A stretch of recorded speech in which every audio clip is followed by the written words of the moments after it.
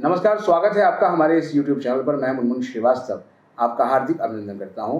दिल्ली विश्वविद्यालय में दाखिले की प्रक्रिया अब शुरू होने ही वाली है। दिल्ली विश्वविद्यालय में एक non collegiate women's education board भी है जो गर्ल्स को एजुकेशन देता है, और हमारे साथ हैं NC-WEB की डायरेक्टर प्रोफेसर गीता भट्ट। स्वागत है प्रोफेसर गीता भट्ट हमारे चैनल पर। नमस्कार श्रीवास्तव जी, धन्यवाद आपने अपने चैनल पर मुझे आमंत्रित किया और नॉन कॉलेजिएट के विषय में जो भी जानकारी आप चाहते हैं उस विषय पर चर्चा करेंगे। मैडम, सबसे बड़ी जानकारी जो है वो स्टूडेंट्स को ये जाननी है कि उन्होंने CUT का फॉर्म नहीं भरा है और नॉन कॉलेजिएट में उनको एडमिशन लेना है, तो क्या CUT ज़रूरी था नॉन कॉलेजिएट के लिए? देखिए, दिल्ली विश्वविद्यालय ने इस बात का ध्यान रखा है कि जहां एक तरफ CUET के द्वारा देश भर के बच्चे दिल्ली विश्वविद्यालय में वह इम्तहान देके दाखिला लेने के लिए एलिजिबल होते हैं, वहीं जो दिल्ली में रहने वाली जो दिल्ली की लड़कियां हैं उनके लिए non collegiate women education board के द्वारा इस माध्यम से दिल्ली विश्वविद्यालय में वो आकर अपनी पढ़ाई कर सकती हैं, जो कि इस बार का भी जो एडमिशन प्रोसेस है उसमें NC-WEB की जो एडमिशन है वो मेरिट बेसिस पर ही होंगे। तो इसमें जैसे पहले होता रहा है कि आपके जो 12वीं का जो आपका रिजल्ट आएगा उस रिजल्ट के आधार पर आपको यहाँ NC-WEB में जो हमारे 26 सेंटर चलते हैं अंडर ग्रेजुएट के, उनमें आप एडमिशन लेने के लिए एलिजिबल हैं। प्रोसेस जो है पूरा का पूरा ऑनलाइन रहेगा जैसे पहले भी रहा है, और ये जितनी भी जो सूचनाएं हैं जो नोटिसेस हैं वो आपको दिल्ली विश्वविद्यालय की जो वेबसाइट है उस पर, और साथ ही साथ जो नॉन कॉलेजिएट की जो वेबसाइट है ncweb.du.ac.in, इन दोनों पे आपको ये सारी जानकारी उपलब्ध रहेगी कि कब एडमिशन फॉर्म निकलेगा और कौन सी उसकी अंतिम तिथि होगी, सारी जानकारी उसमें दी हुई होगी। ये बात ध्यान रखनी है कि NC-WEB में दाखिला उन लड़कियों को मिल सकता है जो कि जिनके पास NCT national capital territory of Delhi में रहने का उनके पास कोई प्रूफ होगा, जैसे कि उनका आधार कार्ड या फिर आपका राशन कार्ड हो सकता है, आपका ड्राइविंग लाइसेंस हो सकता है, आपका पासपोर्ट हो सकता है। तो इनके आधार पर आपकी जो एलिजिबिलिटी है NC-WEB में दाखिले की वह इस आधार पर होगी। मैम, जैसे नोएडा में मान लीजिए कोई लड़की रहती है तो वो NCR में आता है, और जैसे आपने NCT की बात कही तो उनको एडमिशन नहीं मिलेगा? जी, ये जो दाखिला है जो नॉन कॉलेजिएट बोर्ड है ये बनाया ही दिल्ली की ही लड़कियों के लिए जो किसी भी कारण से अपना रेगुलर कॉलेज नहीं अटेंड कर पाती हैं। बहुत सारी ऐसी बच्चियां हैं जो कि आर्थिक कारणों से या सामाजिक कारणों से जो कि रेगुलर कॉलेज नहीं अटेंड कर पाती हैं, तो उनके लिए ये स्पेशल प्रावधान है। और बल्कि प्रधानमंत्री जी का जो बेटी बचाओ बेटी पढ़ाओ का उन्होंने जो आह्वान किया था, उस आह्वान में मैं समझती हूँ कि non collegiate women education board जो है वो पूर्ण रूप से उसको उस ध्येय को प्राप्त करने के लिए समर्पित है। और इस खास करके वो बच्चियां जो कि रेगुलर कॉलेज नहीं जा पा रही हैं उनके लिए बड़ा अच्छा माध्यम है, लेकिन उनको दिल्ली का उनके पास एक तरह से रेजिडेंसी प्रूफ कि वो दिल्ली की रहने वाली हैं इसका प्रूफ नहीं, इसका प्रूफ चाहिए। और साथ ही साथ यह भी जानकारी मैं बता दूं कि उसमें जैसे कई बार होता है हमारे पास कुछ पेरेंट्स आ जाते हैं या बच्चियां आती हैं अपनी क्वेरी लेकर कि भाई हमारा बिजली का बिल जो है या टेलीफोन का बिल है ये आप मान लीजिए कि हमारा जो रेजिडेंसी प्रूफ दिल्ली का, तो वो मैं आपको बताना चाहूँगी कि उसको नहीं माना जाएगा। ये जो 4-5 मैंने बताए हैं वो बुलेटिन ऑफ इंफॉर्मेशन में भी सारी ये जानकारी रहती है, लेकिन ये आपको आधार कार्ड होना चाहिए, राशन कार्ड हो सकता है, ड्राइविंग लाइसेंस हो सकता है, पासपोर्ट हो सकता है, ये सब चीज़ें जो हैं इनके आधार पर हम उसको रेजिडेंसी को मानते हैं। तो मैम जो कट ऑफ डिसाइड होती है वो बेस्ट स्कोर के हिसाब से होती है? जी, उसकी जो प्रक्रिया है वो बिल्कुल जैसे पहले रही है वैसे ही है, बेस्ट स्कोर के आधार पर होती है। उसमें एक भाषा ली जाती है और बाकी जो सब्जेक्ट्स हैं वो लिस्ट दी हुई है, कैटेगरी A से सब्जेक्ट होगा और लिया जाते हैं, और अगर B या C कैटेगरी वाले जो सब्जेक्ट हैं उनको अगर आप गिनते हैं तो उसमें परसेंटेज को थोड़ा सा कम किया जाता है। तो ये सारी जो जानकारी है ये बुलेटिन ऑफ इंफॉर्मेशन में जो है अवेलेबल है। जैसे आपने बताया मैम कि 26 सेंटर हैं NC-WEB के, और जैसे स्टूडेंट एडमिशन लेता है उसका एक सेंटर पे नंबर आ गया कट ऑफ में, लेकिन उसे वो सेंटर पसंद नहीं है जी, तो क्या चेंज करने का ऑप्शन भी मिलता है? देखिए, क्योंकि ये जो बोर्ड है ये एक बड़े जिस ध्येय से, जिस उद्देश्य से बनाया गया है, उसमें ये बात बहुत ध्यान देने की है कि जितनी ज़्यादा से ज़्यादा जो बच्चियां हैं वो दाखिला ले सकें।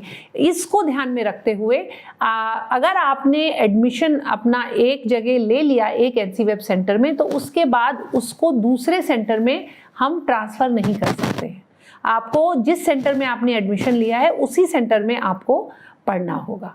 ये थोड़ा सा ध्यान, ये और ये जो जब आप फॉर्म भरते हैं तो उसमें ये सारी जानकारी इस फॉर्म में ऊपर दी भी रहती है, ये ताकि किसी को भी कोई कंफ्यूजन ना हो। सब पहले पढ़ लें और उसके बाद जो है अपना एडमिशन का फॉर्म भरें। तो ये बात थोड़ा सभी ध्यान रखें इस चीज़ का। अब पिछले साल हमने देखा मैम की जो एनसीवेब की जो सेंटर्स हैं उनकी भी जो कट ऑफ है बहुत हाई गई। इवन मुझे लगता है कि नॉर्थ कैंपस के जो आपके सेंटर्स हैं उसमें तो 95 के आसपास जो है वो कट ऑफ गई थी जी। BA BCom जो आपके कोर्सेज चलते हैं जी। तो क्या एनसीवेब में गर्ल्स का इंटरेस्ट बढ़ रहा है अब? देखिए, एनसीवेब में खास करके मैं समझती हूँ कि जो राष्ट्रीय शिक्षा नीति आई है उसको उसके साथ, मतलब एनसीवेब में जिस प्रकार से शिक्षा दी जा रही है वो बिल्कुल राष्ट्रीय शिक्षा नीति के साथ बैठती है। और इसमें बच्चियों का इसलिए भी इंटरेस्ट बढ़ा है क्योंकि इसके साथ ये तो सिर्फ आपकी सैटरडे या संडे, शनिवार इतवार को यहाँ क्लास होती है। जो हमारे 26 सेंटर हैं वो जो 26 दिल्ली विश्वविद्यालय के कॉन्स्टिट्यूएंट कॉलेजेस हैं, जैसे कि उस लिस्ट में, और इसमें विश्वविद्यालय ने ये भी ध्यान रखा है कि ये जो सेंटर हैं ये पूरे दिल्ली में एक तरह से आप मान लें फैले हुए हैं। मतलब हर जो दिल्ली का इलाका है उसमें ऐसा कॉलेज है जहां एनसीवेब का सेंटर चलता है, ताकि जो बच्चियां हैं उनको बहुत ज़्यादा जो है ट्रैवल भी ना करना पड़े, उनको अपने ही इलाके में कोई ना कोई कॉलेज मिल जाए। तो ये 26 जो सेंटर हैं, जैसे मिरांडा हाउस से लेकर अदिति महाविद्यालय से लेकर भगिनी निवेदिता से लेकर केशव महाविद्यालय से लेकर दीनदयाल उपाध्याय कॉलेज से लेकर BR अम्बेडकर कॉलेज से लेकर विवेकानंद कॉलेज से लेकर औरबिंदो कॉलेज से लेकर, मतलब माता सुंदरी कॉलेज, पूरा दिल्ली भर में जो ये 26 कॉलेज हैं ऐसे हैं कि जो हर दिल्ली का हर क्षेत्र जो है वहाँ कोई ना कोई कॉलेज ऐसा स्थित है जहाँ की एनसीवेब का सेंटर चलता है। तो जो बच्चियां हैं, एक तो 5 दिन उनको अपने लिए मिलते हैं, तो वो कोई भी और भी कोर्स अगर साथ में जो है उसको भी आप परस्यू कर सकती हैं। और राष्ट्रीय शिक्षा नीति में तो ये भी प्रावधान है कि आप और कोर्सेज भी कर सकते हैं। तो 5 दिन वो और कोर्सेज करते हैं। कई ऐसी बच्चियां हमारे यहाँ हैं जो कि वर्किंग हैं, क्योंकि उनकी घर की परिस्थितियां ऐसी हैं कि उन्हें काम करना पड़ता है, तो उसकी वजह से, और अपनी पढ़ाई भी वो खुद ही संभालती हैं, तो वो जो है अपना 5 दिन वो काम भी कर सकती हैं, कर सकती हैं और साथ ही साथ अपनी पढ़ाई भी कर सकती हैं। और फीस का क्या स्ट्रक्चर रहता है मैम? देखिए, फीस जो है बहुत ही नॉमिनल फीस दिल्ली विश्वविद्यालय ले रहा है, और बल्कि दिल्ली विश्वविद्यालय सारा खर्चा ज़्यादातर इन सेंटर्स को रन करने का उठाता है। और इसमें लगभग अभी जो आप लगा लें 3700 के करीब जो एनुअल फीस है इतनी पड़ती है। और इसके अलावा जो आप एग्ज़ाम फॉर्म भरते हैं उसकी एक फ़ीस अलग से होती है। तो आप अगर देखें तो औसतन जो अगर रेगुलर कॉलेज में अगर आप एडमिशन लेते हैं तो हर कॉलेज का एक अपना फ़ीस स्ट्रक्चर है, एक समान नहीं है। पर अगर आप एक औसत लगाएं, एवरेज लें, तो लगभग 16,000 ऐसे फीस जनरली कॉलेजेस की है, 15,000 16,000, मतलब उनके मुकाबले काफ़ी कम फीस है यहाँ पे।